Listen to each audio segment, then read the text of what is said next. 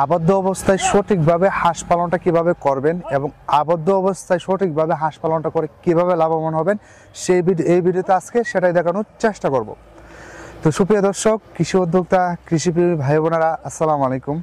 দেশ ও দেশের বাইরে থেকে যারা দেখছেন সবাইকে ওয়েলকাম করছি আল হুদা হাঁসের খামার নিবেদিত আজকের কৃষি ডকুমেন্টারি ভিডিওতে।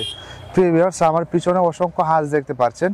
এখানে কিন্তু অসংখ্য হাঁস রয়েছে এবং এগুলাকে কিন্তু আমরা পুকুরে আবদ্ধ অবস্থায় পালন করছি এবং আবদ্ধ অবস্থায় পালনটা করে আমরা কেমন লাভবান হচ্ছি বা কতগুলা ডিমে আসছে বা কতগুলা ডিম দিতেছে বর্তমানে, বা এটা ডিমের পার্সেন্ট কতটুকু আছে, বা এটা যদি আপনি আমাদের কাছ থেকে নিতে চান কেমন টাকা দর পড়বে বা কেমন দাম পড়বে, সেটাও থাকবে আজকের ভিডিওতে। মোহাম্মদ ফজল রাব্বি, সঙ্গে থাকুন। প্রিভিয়াস, আপনার যদি একটা পুকুর থাকে আর সেই পুকুরে যদি আপনি হাঁস পালন করার চিন্তা ভাবনা করেন, তাহলে আমি বলবো এটা গেট আড়ি আপনার জন্য। কেননা দেখেন, পুকুরেতে যেহেতু কালি পড়ে থাকে আর পুকুরে যদি আপনি মাছ চাষ করেন, সেই মাছ চাষ করলেও কিন্তু আপনি যদি মাছ চাষ করতে পারবেন, তার সাথে কিন্তু আপনি হাঁস পালনটাও করতে পারবেন। কেননা হাঁসের যে বর্জ্যপাত আছে বা হাঁসের যে পায়খানাটা আছে, সেটা কিন্তু আপনার মাছের খাদ্য হিসাবে গ্রহণ হবে। কেননা আপনি মাছের খাদ্য যখন কমে আসবে, তখন মাছও কিন্তু তারা দ্রুত তাড়াতাড়ি বাড়তে শুরু করবে এবং হাঁসও কিন্তু তারা সেটা বর্জ্যপাত যেটা আছে সেটা মাছ খাবে। দেখেন, আবদ্ধ অবস্থায় যদি আপনি হাঁসটাকে পালন করতে হয়, তাহলে আপনার কি করণীয়? পুকুরে চারোপাশ দিয়ে আপনাকে আগে নেট দিয়ে বেড়া দিতে হবে, যেমন আমরা দিয়েছি সেরকম ভাবে আপনার বেড়া দিতে হবে। পরবর্তীতে আপনার করণীয় কি? এখন আবদ্ধ অবস্থায় হাঁস পালন বলতে পারেন যে ভাই, আমাদের তো আবদ্ধ অবস্থায় হাঁস পালনটা আমরা জানি না, সেই জন্য তো আজকে এই ভিডিওটা করা আপনাদের জন্য। আপনি যখন আবদ্ধ অবস্থায় হাঁসটাকে পালন করতে হবে, তখনই আপনার দরকার হবে একটা পুকুর বা নদী বা খাল বা একটা নালা, যেটাই হোক না কেন, পানির মধ্যে একটা আবদ্ধভাবে আপনাকে হাঁসটা পালন করতে হবে।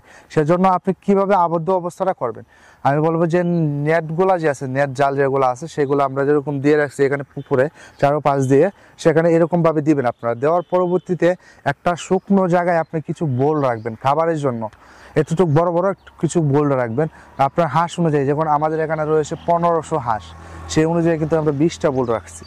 আমাদের যতটুকু প্রয়োজন হয় ততটুকুই আমরা এই বোলের মধ্যে খাবারটা দিয়ে রাখছি।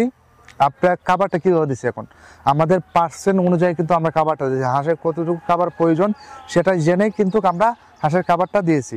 এমন না যে হাঁস শুধু খাবার দিয়ে রাখছি, হাঁস খাইতেছে, এমনটা না। হাঁসের প্রত্যেকটা 1500 হাঁসে কতটুক তাদের খাবার আসে বা তাদের কতটুক খাবার দিলে তারা চলবে, ততটুক খাবার কিন্তু আমরা দিছি। এমন না যে বোলের মধ্যে শুধু আমরা খাবার দিয়ে রাখছি, এমনটা না। আপনাকে একটা হিসাব করতে হবে যে একটা হাঁস প্রতিদিন রেগুলার খাবার হলো আপনার 700 মতো খাবার হলো 150 গ্রাম। এই 150 গ্রাম হিসাব করে আপনার যতগুলো হাঁস হোক না কেন, অতটুকু খাবার আপনার 3 বেলা বেটে দিবেন। মনে করেন যে আপনার 100 হাঁসের জন্য খাবার আসলো 15 কেজি, আপনি 15 কেজিকে 5 কেজি 5 কেজি করে আপনি 3 বেলায় দেবেন। এবং পরবর্তীতে এই পানি যা আছে, পানিটা কিন্তু জীবাণু হবে না ইনশাল্লাহ। আশা করি যদি জীবাণু হয়, জীবাণু মুক্ত হওয়ার জন্য তো আমরা অন্য পদ্ধতি আছে, সে ভিডিওতে আজকে বললাম না এখানে। এইভাবে করে খোলামেলায় আবদ্ধ অবস্থায় হাঁসটা যদি পালন করেন, আপনি লাভবান হবেন কি? আপনি কি হাঁসটাকে শুধু জাস্ট খাবারটা দিলেন টাইম টু টাইম, সেই খাবারটা হাঁসে খেলো, তার পরবর্তীতে হাঁসে জায়গায় যাইলো যে আপনাকে ডিম দিল, আপনার জাস্ট খাবার দেওয়ার দায়িত্ব আপনি আবদ্ধ অবস্থায় যখন করে ফেলছেন, তখন তো আপনার লোকেরও প্রয়োজন নেই। কেননা খালি খাবার দেওয়ার সময় খাবার দিতে হয়, আর কিছুই না।